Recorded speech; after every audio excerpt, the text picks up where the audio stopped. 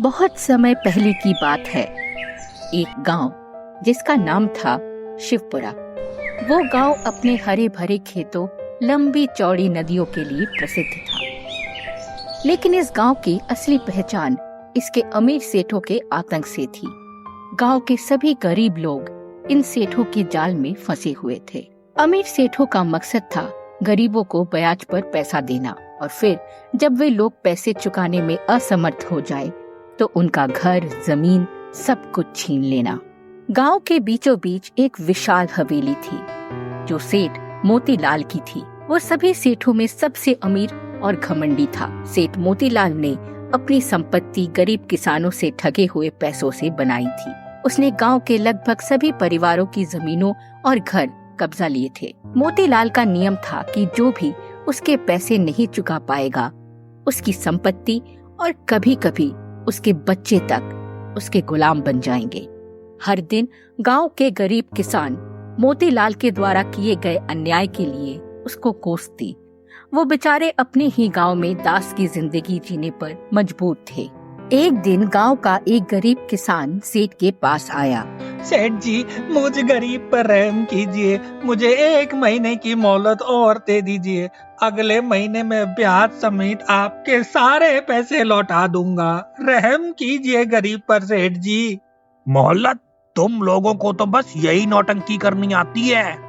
अगर अगले महीने तक मेरा पैसा नहीं चुकाया ना, तो तेरी बीवी और तेरे बच्चे मेरी संपत्ति होंगे और उन पे सिर्फ मेरा हक होगा, समझा? पूरे गांव में सेठ का आतंक था। उसी गांव में एक गरीब लड़का जिसका नाम रमेश था, वो अपने बीमार पिता के साथ रहता था। रमेश के पिता कुछ समय पहले बीमार हो गए थे।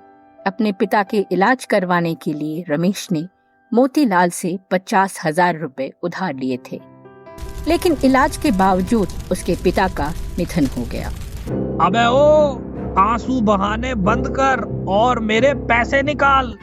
50,000 लिए थे ना तूने पिछले महीने? पूरा ब्याज मिला के ये हो गए 3 लाख। सेठ जी, 50,000 के 3 लाख कैसे हो गए? वो भी सिर्फ 1 महीने में। और आपने उधार देते टाइम तो बहुत कम ब्याज बताया था ना? अबे ओ डेढ़ शाने, ज्यादा दिमाग के घोड़े मत दौड़ा, समझा? पैसे मेरे, उधार मैंने दिया, तो ब्याज कितना लगेगा वो भी मैं बताऊंगा, समझा?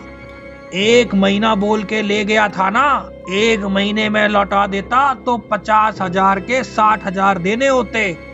और आज हो गया 1 महीना और 1 दिन पूरा, और 1 दिन ज्यादा होने का कितना ब्याज लगेगा ये मैं बताऊंगा।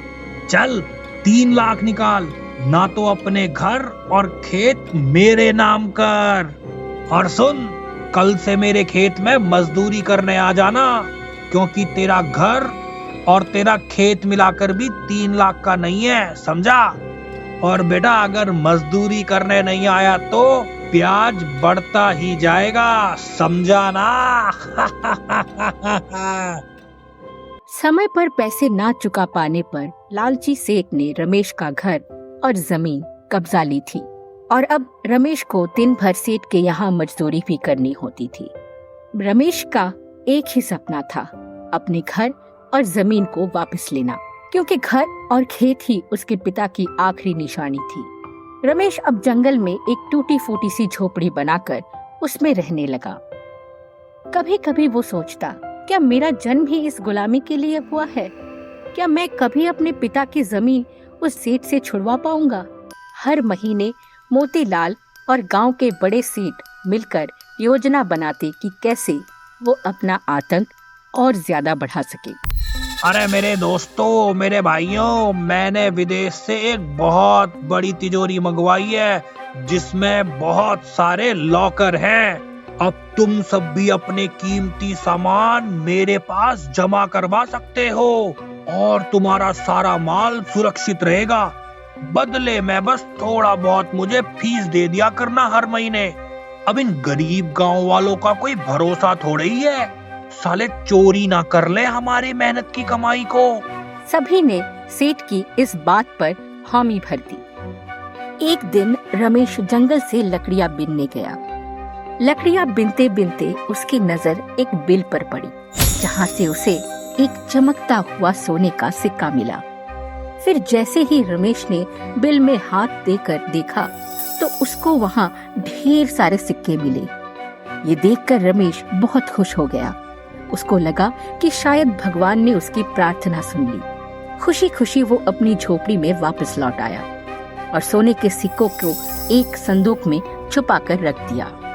अगले दिन फिर वो उस बिल के पास गया और जैसे ही उसने बिल में अपना हाथ डाला, उसको फिर से सोने चांदी के सिक्के मिले। अब ये उसका रोज का नियम बन गया और हर दिन उसे सोने चांदी के सिक्के मिलते। हफ्ते 2 हफ्ते में सिक्के इतने ज्यादा इकट्ठे हो गए थे कि उसका संदूक भर गया और फिर उसने संदूक को जमीन में गाड़ दिया। अब उस संदूक का राज सिर्फ रमेश ही जानता था। धीरे धीरे समय बीतता गया। रमेश ने इन सिक्कों से अपनी पुरानी जमीन और घर वापस खरीद लिया। उसने एक नया घर बनाया और उसमें आराम से रहने लगा। भगवान ने मेरी प्रार्थना सुन ली और मुझे मेरे पिताजी की जमीन वापस दिला दी। पर मेरे पास तो अभी भी बहुत सारा पैसा पड़ा हुआ है। क्यों ना मैं इस पैसों से मेरे जैसे गरीब बेचारे किसानों की मदद करूं? अगर मैं मदद नहीं करूंगा तो मुझ में और उन लालची सेठों में क्या अंतर रह जाएगा? और अब रमेश गांव के गरीब लोगों की मदद करने में जुट गया।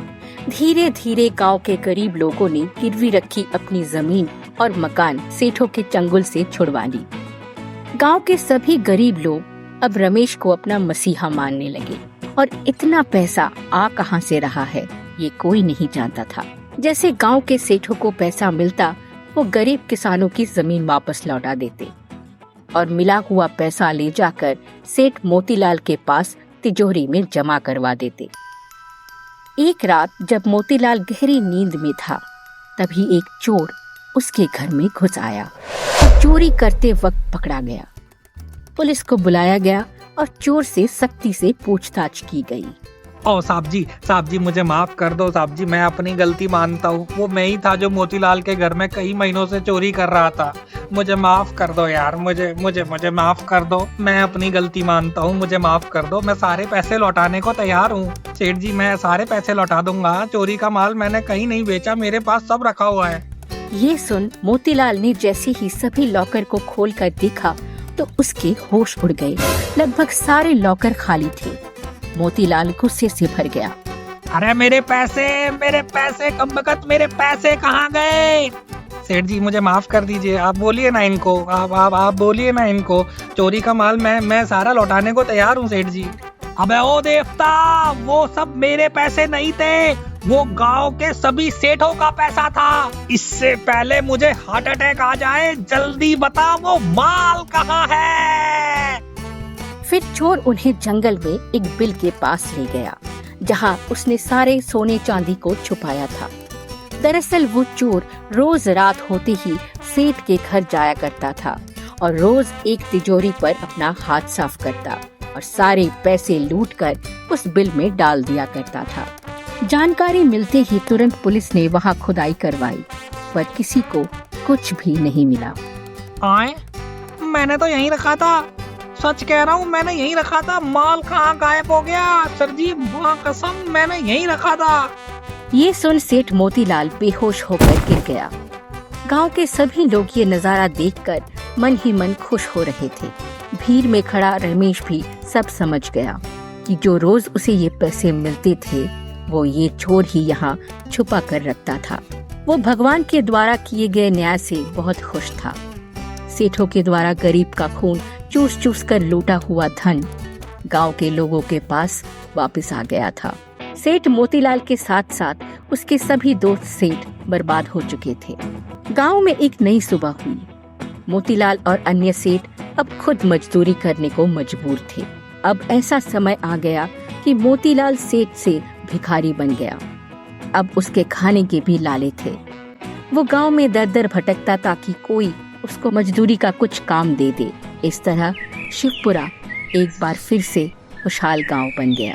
अगर आपको हमारी ये कहानी अच्छी लगी तो जल्दी से इस वीडियो को लाइक कर दो और हाँ, चैनल को सब्सक्राइब करना तो आप बिल्कुल भी मत भूलना। तभी तो रोज आप हमारी अच्छी अच्छी कहानियाँ सुन पाएंगे। I don't think so. No, no, no, no. I don't think so. No, no, no, no. It's never, ever, ever, ever, ever, ever